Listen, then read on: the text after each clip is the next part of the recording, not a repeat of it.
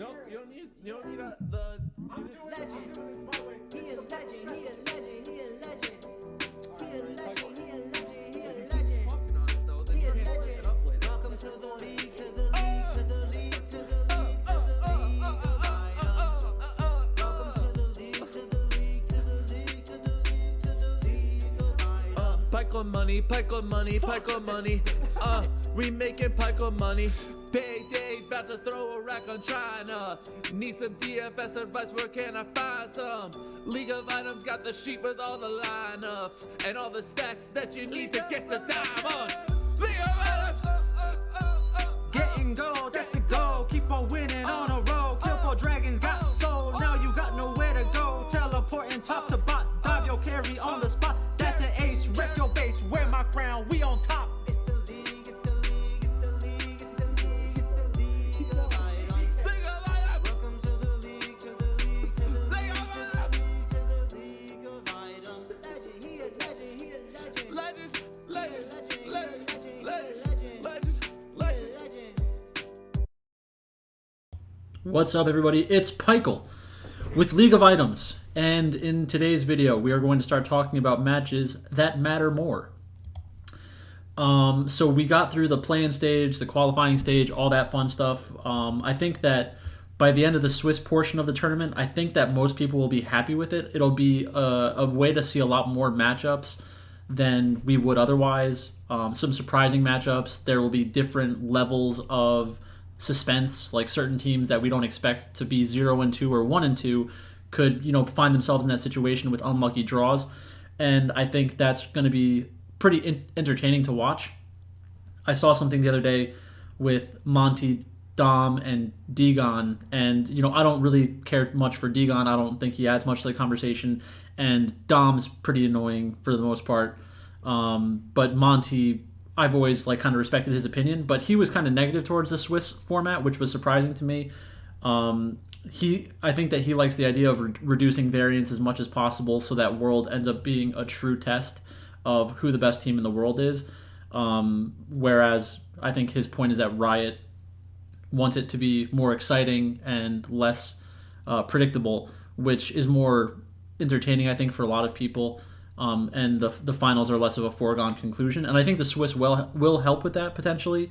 A lot of different matchups. It should be fun to watch. I'm pretty excited. So far, the original bet that I had was for DFM to make it out of the play-in stage. That was the one that I liked the most. I didn't know about the whole roster thing until the day of, which would have definitely taken me off of that. But at the same time, I was pretty anti BDS. My whole theory was, if DFM is going to make it through, they're probably going to have to beat BDS in one way or another. What I did instead was throw $5 on Team Wales. So after Team Wales won their first match, that was a pretty good bet. I had a cash out opportunity where it would have been $5 turned into 85. But I basically just let it roll for the 85 to win 225, and that ended up losing, but it's $200. I'm not going to cry myself to sleep about it. So in this video, we're going to take a look at everybody that is in the Swiss format. We've learned some things about the meta, or at least a piece of the meta, like the starting point for the meta.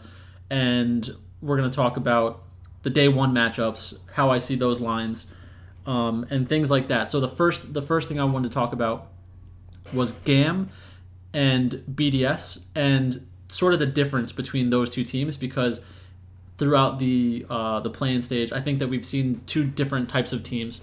So obviously with GAM, I think that you have a pretty meta-reliant team where they're going to play it pretty straightforward by the book, and they're not going to be the team that brings out a crazy champion that nobody's expecting, and it's going to turn drafts on their head.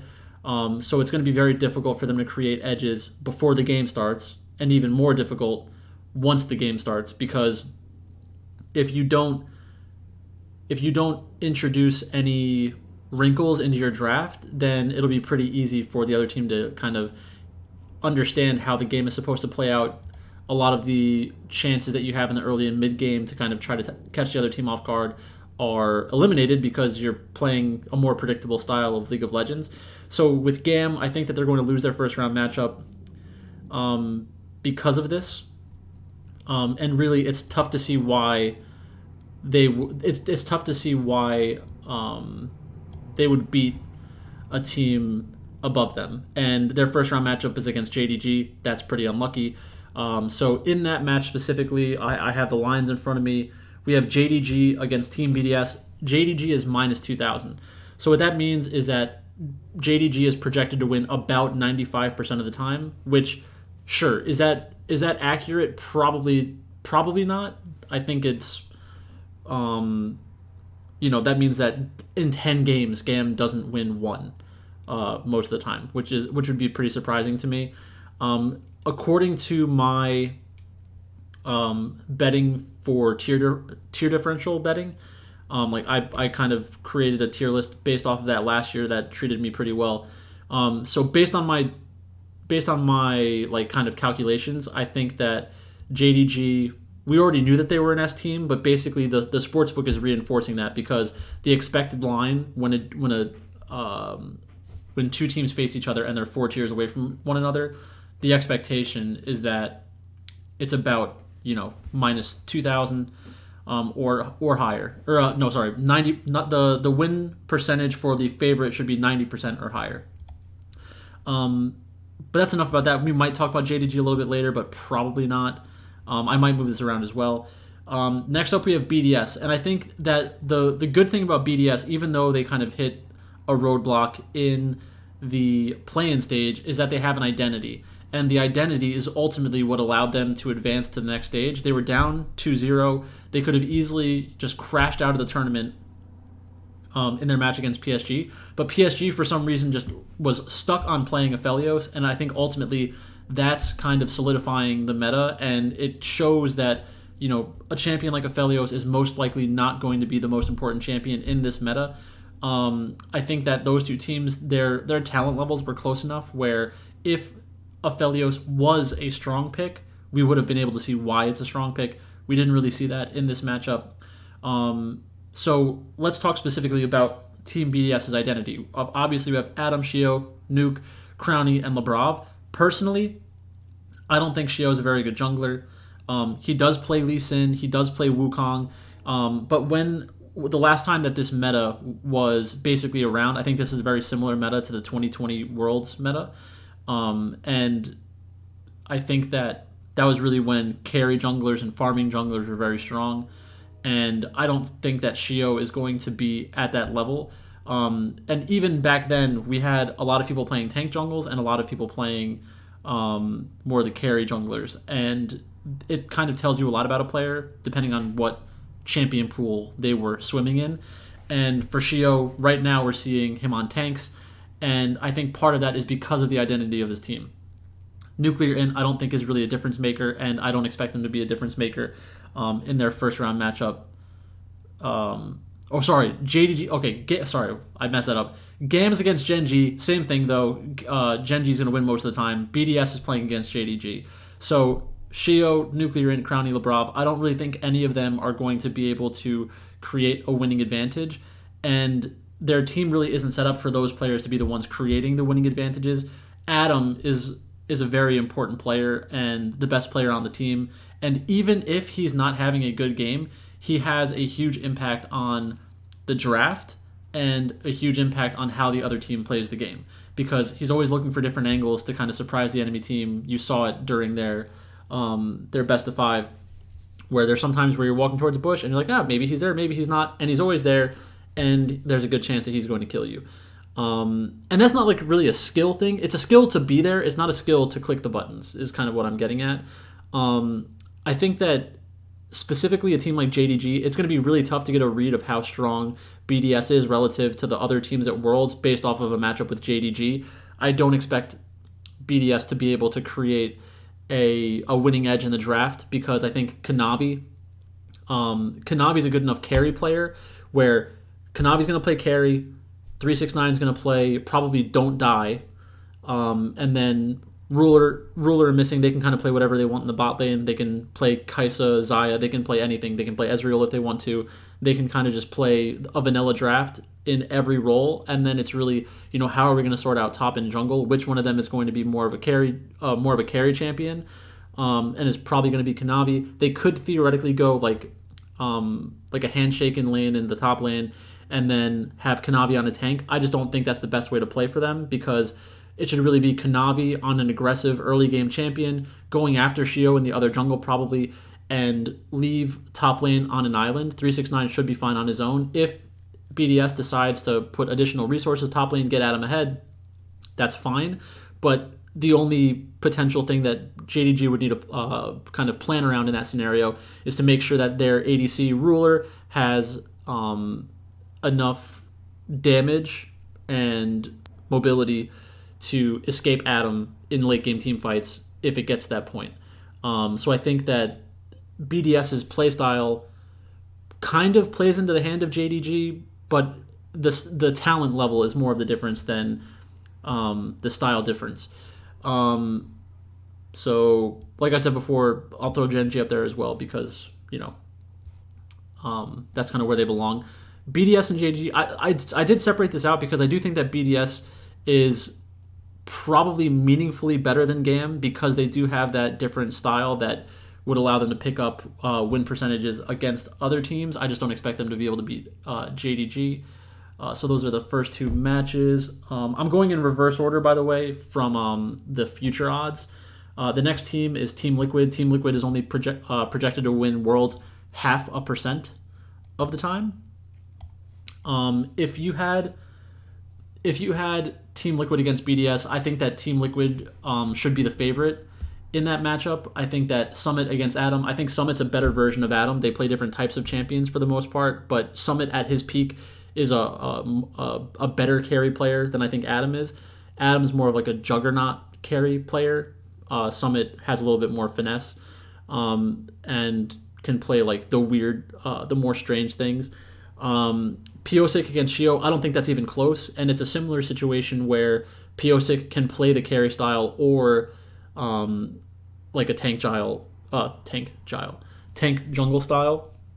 Piosik, I think, is definitely underrated at this tournament because he's coming off of a mediocre performance throughout the year, and people weren't impressed by him last year at Worlds. But Piosik is a very good jungler, and this type of matchup would highlight that. Unfortunately for Team Liquid, they're not playing against BDS. They're playing against T1.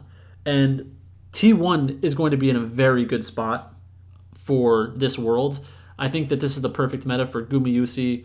It's a good meta for Keria. And based on the amount of Viego that we might see in the next stage, I think it's going to be very good for Wunner. Zeus, good top laner as well. So for T1 against Team Liquid, I think that you're going to have Zeus play more of a control style top lane, where he's not going to embrace the variance and play carry versus carry, just because the team doesn't need him to do that.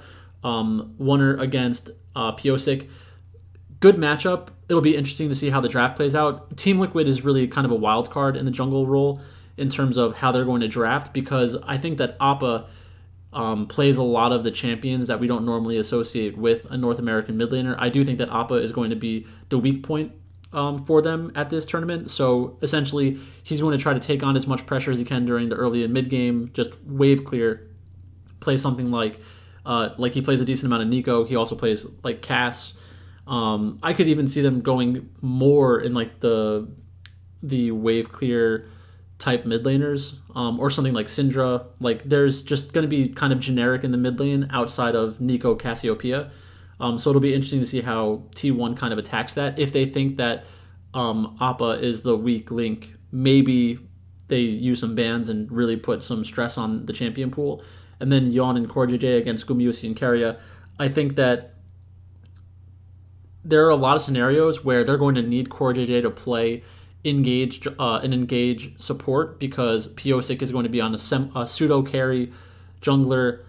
Summit's going to be on a pseudo carry top laner. Maybe that's okay if they have Yon play on something that's more utility heavy instead of Xayah Kaisa. Maybe with a little bit more utility coming out of the ADC role, they'd be able to justify that. And then Appa with maybe they can pull out some kind of tanky stuff in the mid lane. I'm not really sure how that would work out for them.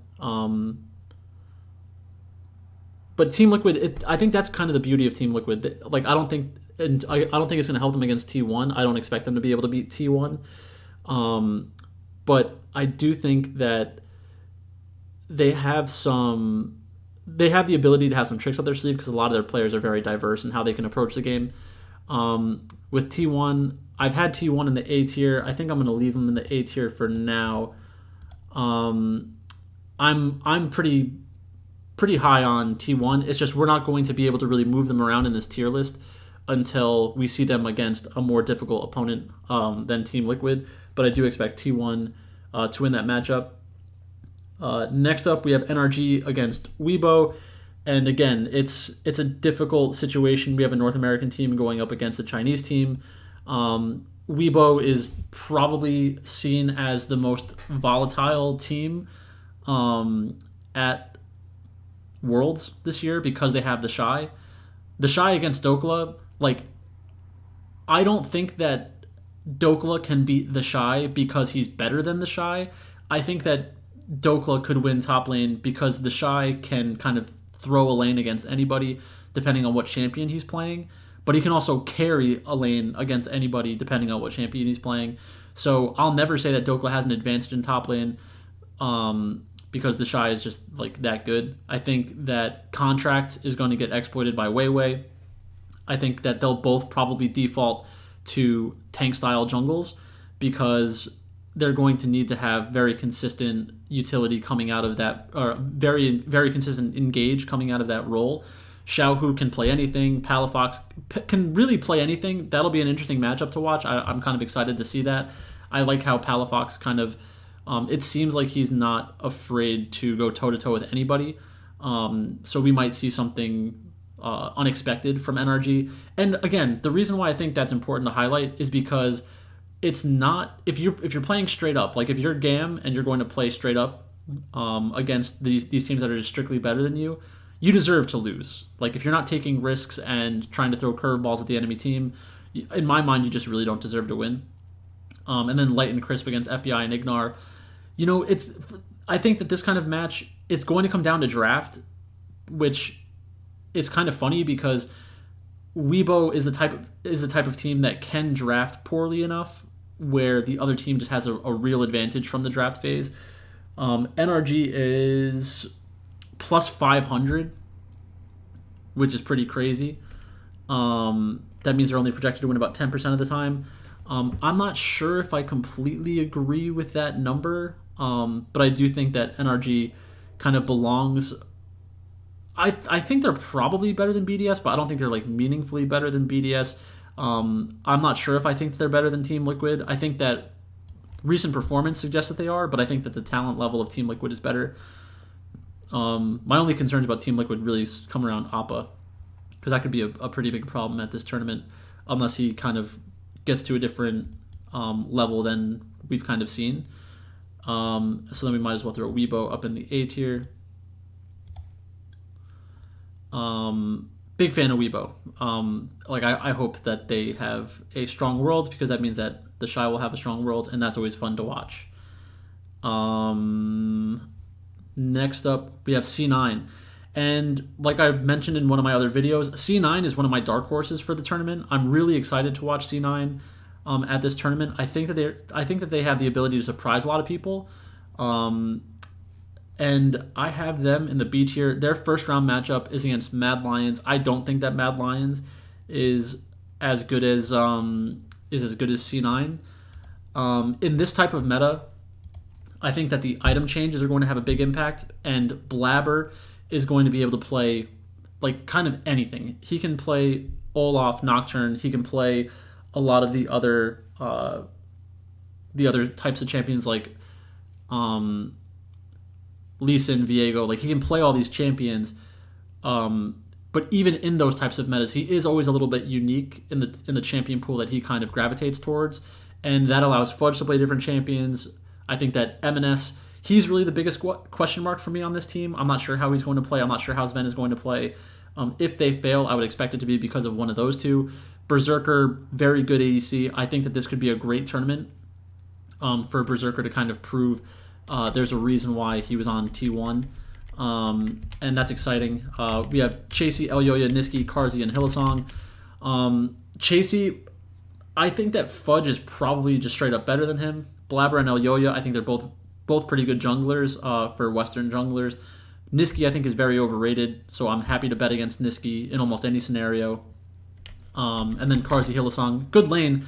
They could theoretically beat C9 in the bot lane if the draft is kind of disrespectful. Like I think that's really how Mad Lions would be able to create a big edge in this matchup, is by getting Karzi and Hillsong far enough ahead where Berserker's not safe to farm and make it to the later parts of the game. Then we have Fnatic.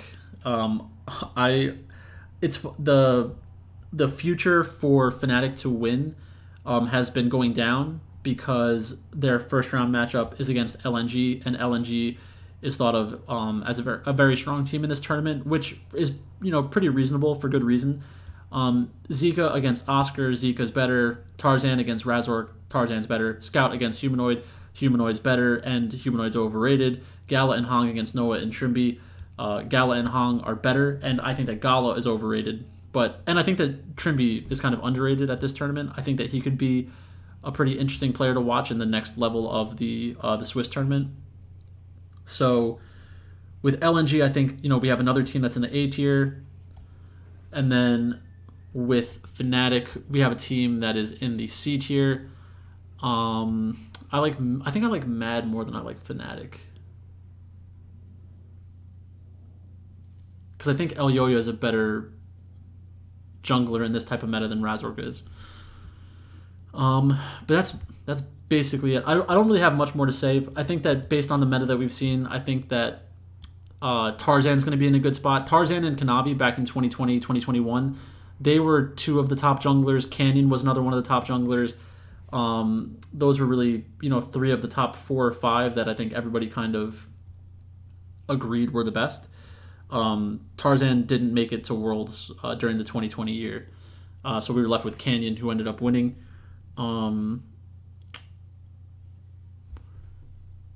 So then we have the next matchup is G2 against Damwon, and this is maybe the most interesting first round matchup. I was kind of surprised to see the line. It's Damwon minus 175, which means that Damwon's projected to win 64% of the time. I wouldn't be shocked if G2 was able to win. And it's an interesting spot because they're at plus 150. I feel like that's a pretty good bet, just from a value perspective. If Damwon comes out slow, I think this would be the chance for a team like G2 to get a win out of this. I do wish the line was, I guess, a little higher, just so I get extra value for my money. But I made an 8-leg parlay that I'll share at the end of this video, just with like the instant reactions. I just clicked a bunch of buttons, wanted to get something down for the first day of Worlds. And I think if you look lane by lane, I expect Kana to be better than Broken Blade in this matchup. You don't really need to give Kana many resources in order to be influential in this type of matchup. Canyon against Yike, I think that's really the most interesting matchup here, because I think that Yike, if G2 plays a hyper-aggressive early game champion that also has the ability to snowball, and like the team drafts and plays around it, I think that Yike can kind of start building that lead ahead of Canyon. Not because I think that Yike is better than Canyon, I don't think that. But it's just the way that the game would get played out from that spot gives G2 a lot of chances to win where they otherwise might not have them. In the mid lane, Showmaker and Caps, this is a spot where, again, depending on how Damwon drafts, they could draft themselves into a bad situation. That wouldn't shock me. But again, this is the meta in my mind. This is the meta that Damwon won Worlds in. So I think that Damwon and G2 are two different teams that will benefit from this specific meta. I think T1 also specifically benefits from this meta, and then I think other individual players do. Like JDG is going to be strong in almost any meta. Like I don't think it's going to change much because Kanavi is that good. But in this matchup, Hansama and Mickey, Deft and Kellen, I don't think are going to create this gigantic advantage in the bot lane. It could be like Hansama picks Xayah early on, Deft plays Ezreal, and then you just kind of have an early and mid game that are very slow, and then it scales into like some dragon fights, and depending on what happens on the rest of the map, like maybe G2 has a chance to pull off the upset. So that's not how I have the teams ranked. I do think that Damwon is better than G2. But I am kind of high on G2, I think, relative to where I expect. I'm higher on them than I thought I would be, is how I should say that. T1.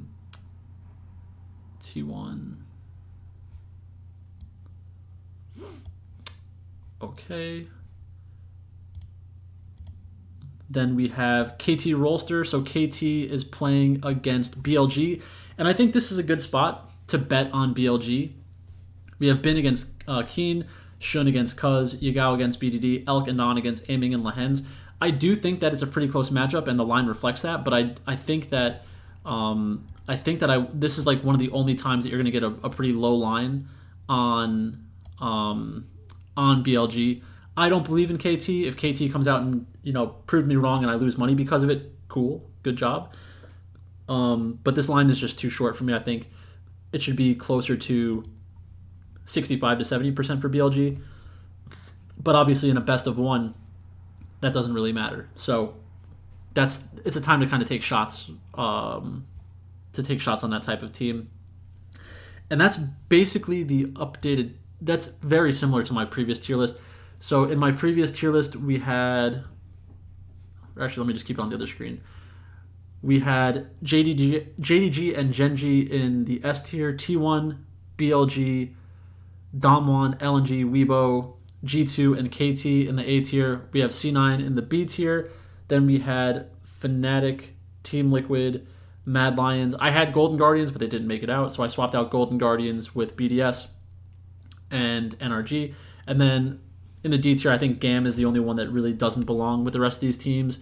And it's because, maybe it's because I'm not as familiar with them, but I can't really convince myself that there are some draft edges that can help them, create advantages where, talent alone isn't going to get them over the hump.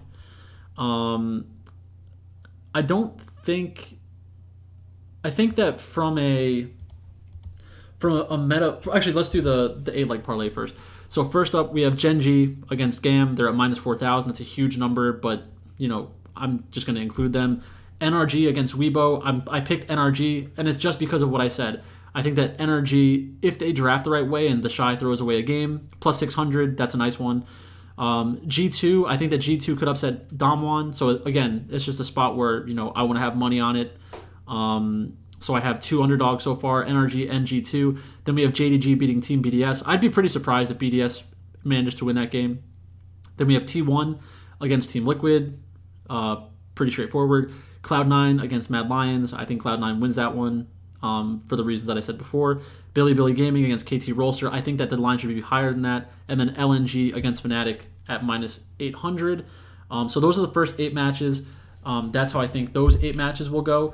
And then, like I said, for the meta, I think that the meta implications of the play-in stage and the qualifying series and all those types of things, I think it shows that, the top lane stuff that we're seeing BDS do, I don't expect most of the other teams to do that. It's going to be more about, Cassante and Renekton, and then just kind of trading those champions. Some teams will play Rumble, some teams will play Kennen, depending on what the draft looks like.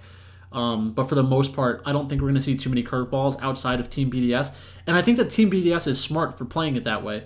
Some other teams might end up picking up those champions, but at the same time, 369, Zika, Bin, Zeus, The Shy, all these guys are also just as likely to play something like Jax. So I'm not really sure how that's going to go. And it might be the kind of thing where they assume that it's going to work out as a good counter or response to Adam. And then Adam, all he has to do is beat one of those teams, and they're going to have to rethink how they're approaching draft, because it is just a best of one after best of one after best of one. And you do have the 3 times to lose before you get kicked out of the tournament. But you know, a loss is pretty impactful on the team's drafting decisions and stuff like that. So I think if there were any teams that I think were helped the most, and again, this is because, like, you know, I think JDG is great in almost any meta. I think that Dom1, T1, G2, C9, I think that they probably benefited the most from this type of meta. Like Gen G is they can kind of play anything. LNG, they can kind of play anything. Kaisa being good is very good for Gala, but I think every team is going to ban Kaisa against Gala. So that's basically it. I mean, I do think that this is kind of shaping up to be a good Worlds for the teams that I want to do well, and the teams that I think have like outside chances of winning at like longer odds. But you know, after the first day of the Swiss, we'll kind of reevaluate where we stand. But until then, thanks for watching, and I'll talk to you later.